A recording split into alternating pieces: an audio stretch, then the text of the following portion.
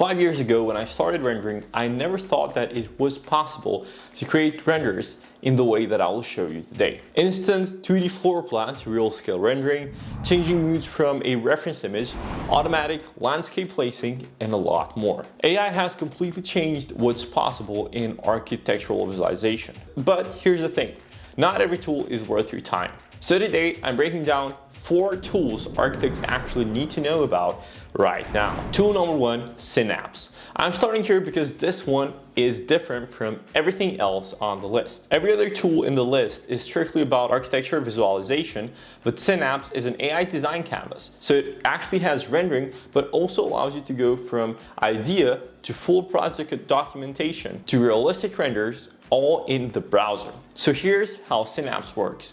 Once you create your layout or get a design, you can just place a camera, give it an angle, put the field of view, even maybe the height of the camera, and you can type in a prompt.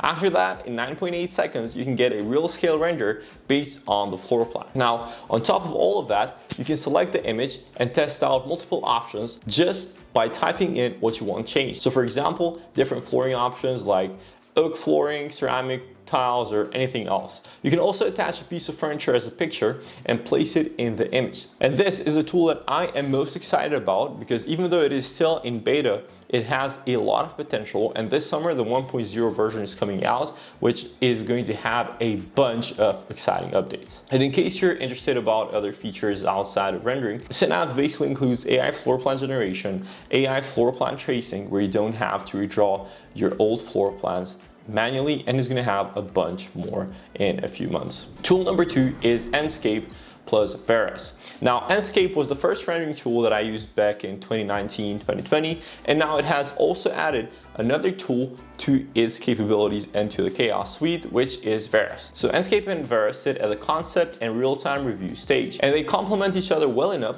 that it doesn't make sense to talk about one without the other. Veras basically plugs in directly into SketchUp or Revit and uses your existing geometry as a structural control. And within seconds, you get a concept level render that actually reflects your massing and the volume. Once again, the key word here is reflects, because most AI image generations have no connection to your model.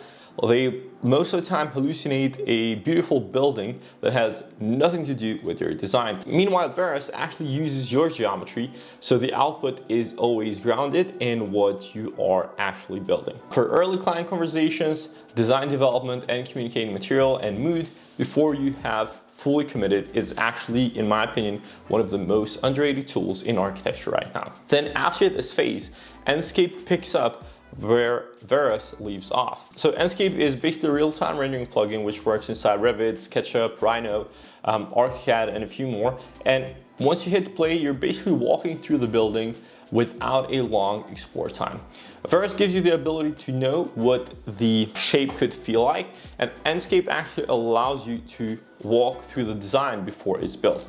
And I think together, when they're combined, they create a very good concept to review pipeline without using any complex tools. All right, so tool number 3, and honestly the most impressive one on the list right now, is D5 Render. D5 has been growing fast, so it's one of those tools that with every update it adds something useful. But what they just built recently is something I have not seen from any other rendering tool. So they built a full workflow all in one that covers every single step of your design process and not just a render or a final walkthrough. So let me show you what that looks like. At the concept stage, you can basically take a screenshot from your modeling tool, type a prompt, and D5 Lite creates visual ideas for you right away.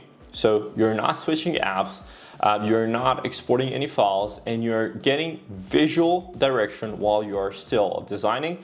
And it's super light in the sense that you do not need a heavy computer to use this.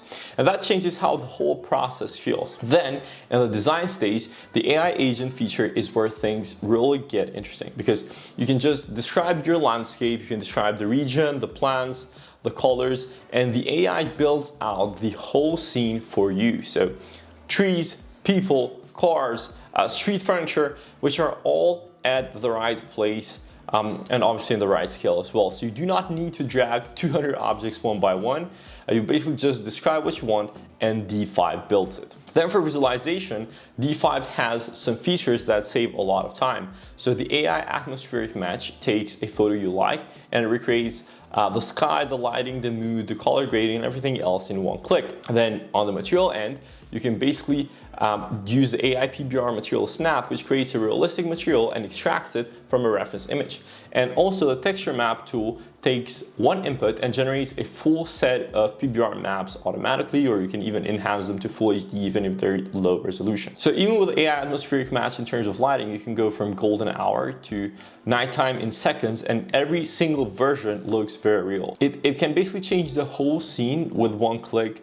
Obviously different mood, different reflection on the materials, a whole different feel without rebuilding anything in the manual settings. Then there's the post-production part that D5 offers, because most rendering tools stop at the render.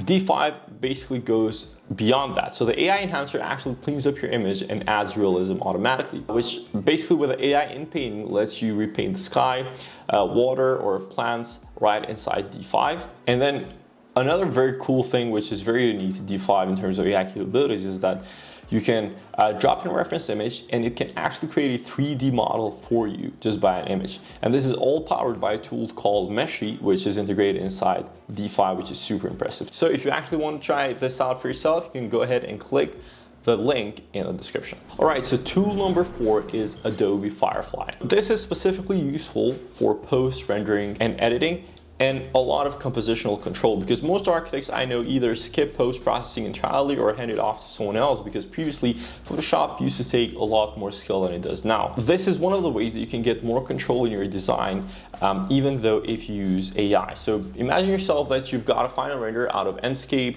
D5, or any other rendering tool.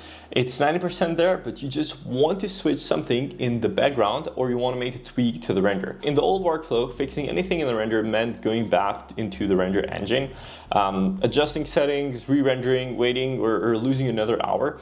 But I think Firefly is one of those tools that actually cuts that off, because you can just select the area, you can describe what you want, and it actually replaces within that space anything you want while understanding the context of the whole image. So then it matches the lighting, it has the right perspective, it reads the materials around it, and basically creates something relative to the whole image.